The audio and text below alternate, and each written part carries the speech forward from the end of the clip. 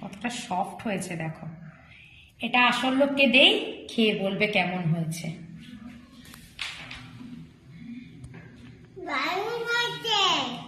তাহলে কেমন হয়েছে একবার তোমার স্টাইলে বলে দাও। আজকে কি বানাবো জানো? এটা কি দেখছো বলো তো? ময়দা। ময়দা দিয়ে অনেক কিছুই বানানো যায়, তবে আমি আজকে যেটা বানাবো সেটা শীতকাল আসলে সকলেরই মনে এসে যায়। কি বলো তো? যা এতক্ষণে নিশ্চয়ই তোমরা সবাই বুঝে গেছো। কি বলো তো? হ্যাঁ, ঠিকই ধরেছো, কেক বানাবো। তবে আজকে একটা স্পেশাল বাচ্চার জন্য বানাবো। আমার মেয়ের একটা ফ্রেন্ড, তার বার্থডে, তার জন্যই আজকে কেকটা বানাচ্ছি। তার এর সাথে আমি মিশিয়ে দিয়েছি হাফ চা চামচের মতো বেকিং পাউডার, সাথে দিয়ে দিলাম 1 পিঞ্চ বা 2 পিঞ্চের মতো বেকিং সোডা। এটা একটু দেখে শুনে দেবে, কারণ বেকিং সোডার পরিমাণ বেশি হয়ে গেলে কেকটা নষ্ট হয়ে যাবে। এই ড্রাই ইনগ্রেডিয়েন্টস গুলো আমি আগে ভালো করে মিশিয়ে নেব। এর সাথে এবারে আমি আর বাদ বাকি জিনিসগুলো মিশিয়ে নেব। সেটা হচ্ছে এবারে চিনিটাকে আমি একটু মিক্সিতে গুঁড়িয়ে নিয়েছি, কারণ গোটা চিনিটা একটু মেল্ট হতে সময় লাগে। গোটা চিনিটা নিয়েছিলাম 1 কাপ, সেটাকে মেল্ট করতে প্রায় 1.5 কাপের মতো হয়েছে। মিশিয়ে নেব একটা ডিম। এর কোয়ান্টিটি, পরিমাণটা সবসময় ঠিকঠাক রাখতে হবে। 1.5 কাপ ময়দায় 1 কাপ চিনি, একটা ডিম, এবং তার সাথে আমি যেটা দেব সেটা বলছি। আগে এটাকে একটু ভালো করে ফেটিয়ে নিই। ডিমের সাথে চিনিটাকে ভালো করে আগে মিশিয়ে নিতে হবে। আমি চিনিটাকে এই কারণেই একটু ব্লেন্ড করে নিয়েছি, মানে গুঁড়ো করে নিয়েছি। না হলে গোটা চিনি হলে সময়টা অনেকক্ষণ লাগে, আর গুঁড়ো চিনি হলে চট করে গলে যায়। চিনিটা আমি একটু গুলিয়ে নিয়েছি ভালো করে। এবারে আমি নিয়ে নিচ্ছি হাফ কাপ তেল। কেউ তেলও দিতে পারো, কেউ বাটারও দিতে পারো। বাটার হলে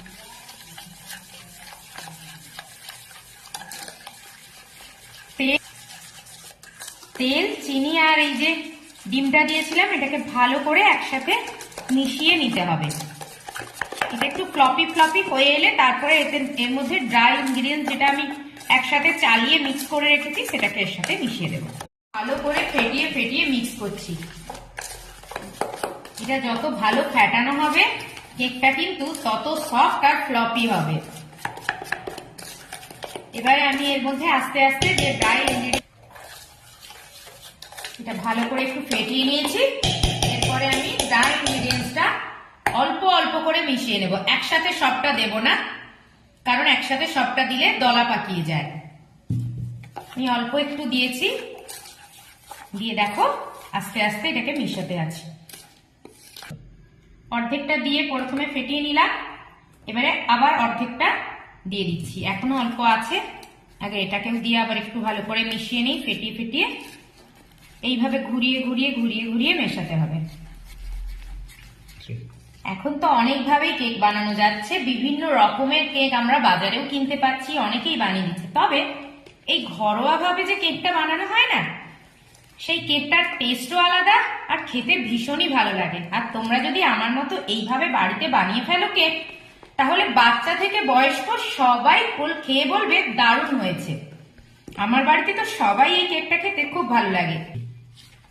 অল্প সময় এবং ভালোভাবে বানাতে গেলে এই পদ্ধতিতে বানালে তোমাদের সময়ও কম লাগবে আর চটজলদি একটা টেস্টি কেক হয়ে যাবে। আমাদের বাড়িতে 25শে ডিসেম্বর আসলে বাইরে থেকে কেক কেনা হয় না। কাউকে গিফট দেওয়ার কথা বলো বা বাড়িতে খাওয়া, সবটাই আমি এইভাবেই বানিয়ে। এবারে আমি এর মধ্যে যেটা মেশাবো সেটা হলো হাফ কাপ উষ্ণ গরম দুধ। এটা দেওয়ার কারণ হচ্ছে, কেউ দিতেও পারো, কেউ স্কিপও করতে পারো। যখন দেখবে ব্যাটারটা গোলাতে গোলাতে একটু টাইট হয়ে যাচ্ছে, তখন কিন্তু এই দুধটা দেবে। এবারে তোমাদের পরিমাণটা তোমরা নিজেরা বুঝে দেবে। যতটা পরিমাণ ময়দা নেবে সেই পরিমাণে চিনি, সেই পরিমাণে ডিম, সেই পরিমাণে তেল বা বাটার আর দুধ। আমি যেটা পরিমাণ নিয়েছি তাতে হাফ কাপ দুধ দিতে দেখলাম ঠিকঠাক হয়েছে। ভালোভাবে ফেটিয়ে নিয়েছি। এই দেখো তার টানা টাইপের হয়ে গেছে। যতক্ষণ না তার টানা টাইপের হবে ততক্ষণ কিন্তু আমাদেরকে কনস্ট্যান্ট এইভাবেই ফেটিয়ে যেতে হবে। এই দেখো তার টানা হয়ে গেছে, দেখেছো? এইবারে এই ফ্যাটানোটা প্রায় কমপ্লিটের দিকে এসে গেছে। এবারে আমি এতে আসল যে জিনিসটা সেটা মেশাবো, সেটা হচ্ছে ভ্যানিলা এসেন্স। আমি 1 চামচ ভরে ভরে ভ্যানিলা এসেন্সটা দিয়ে দিলাম। এই দেখো কালারটাও সুন্দর এসছে আর স্মেলটা তো ফাটাফাটি। ভালো করে ভ্যানিলাটা মিশে গেছে, আমার ব্যাটার প্রায় রেডি। আমি এতে ড্রাই ফ্রুটস গুলোকে এবারে অ্যাড করে দেবো। ব্যাটারটা রেডি হয়ে গেছে, এর জন্য আমি ড্রাই ফ্রুটস নিয়েছি, টুটি ফ্রুটি, আমন্ড কুচি কিছুটা নিয়েছি, কিছুটা কিশমিশ, কিছুটা কাজু, আর এটাকে কি বলে আমি জানি লাউ হিসেবেই চিনি, তাই আমি এটাকে লাউই বলি। ওই যে কেকের মধ্যে বেশ নরম নরম মুখে পড়ে না, সেইটা। আর কিছু চেরি কুচি করে নিয়েছি, আর নিয়েছি কয়েকটা চোকো চিপস। আমি একটা বাটিতে এই ড্রাই ইনগ্রেডিয়েন্টস গুলো নিয়ে নিচ্ছি। এর সাথে একটা কাজ করতে হবে, এইগুলোকে আমি যদি শুধুই ব্যাটারের সাথে মিশিয়ে দেই তাহলে এই ইনগ্রেডিয়েন্টস গুলো নিচে গিয়ে দলা পাকিয়ে যাবে, পুড়ে যাবে। তাই এতে একটা ব্যবস্থা করতে হবে, সেটাই আমি করছি এখন।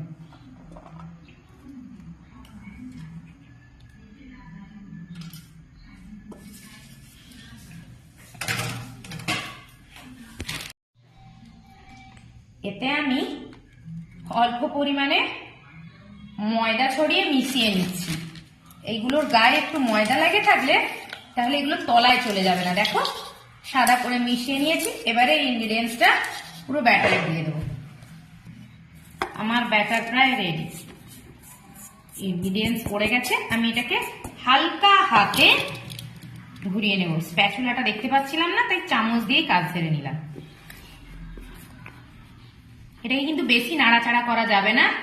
ড্রাই ফ্রুটস দিয়ে দেওয়ার পরে হালকা হাতে নেড়ে নিয়ে আমি কেক মোল্ডে দিয়ে দেব।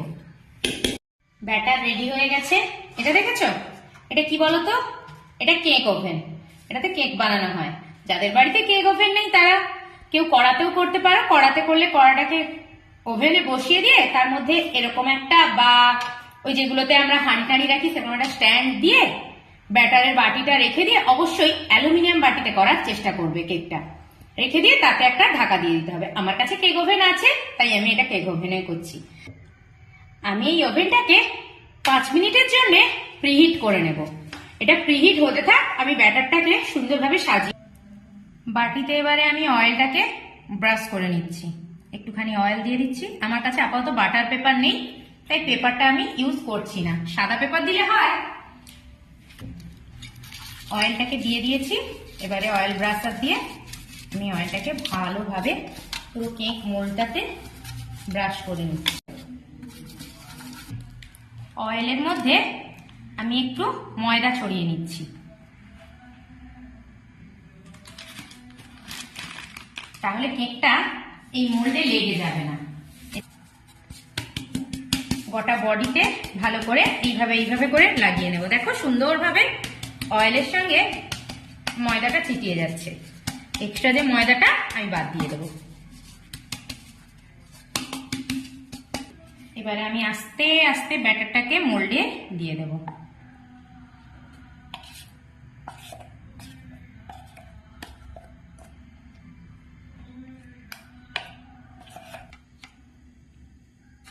ব্যাটারটা প্রায় আমার দেওয়া শেষ।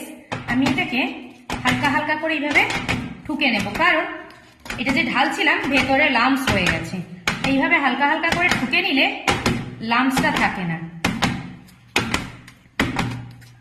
ব্যাটারটা সুন্দরভাবে সেট হয়ে গেছে।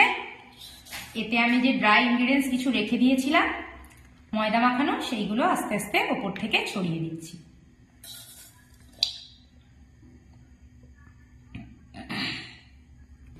এবার আমার ব্যাটার রেডি। এটা এবারে কেক মোল্ডে যাবে। গরম হয়ে গেছে তাই রিস্ক নিচ্ছি না, আমি সুন্দরভাবে সাঁড়াশি দিয়ে ধরে এখানে বসিয়ে দিয়েছি।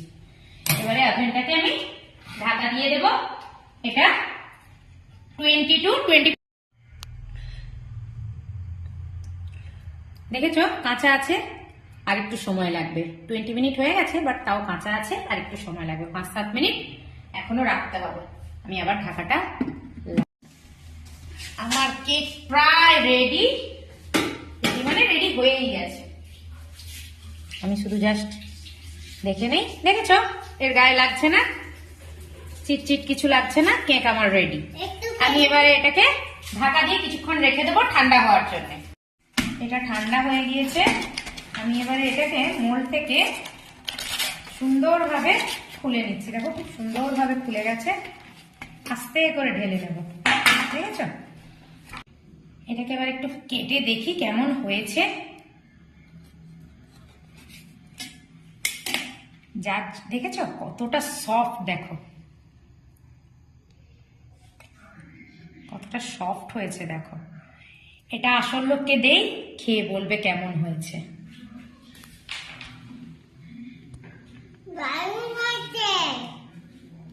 নরম হয়েছে? ভালো লেগেছে?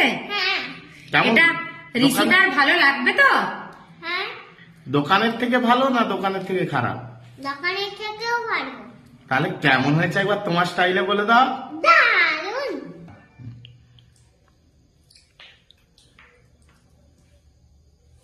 ফাটাফাটি হয়েছে।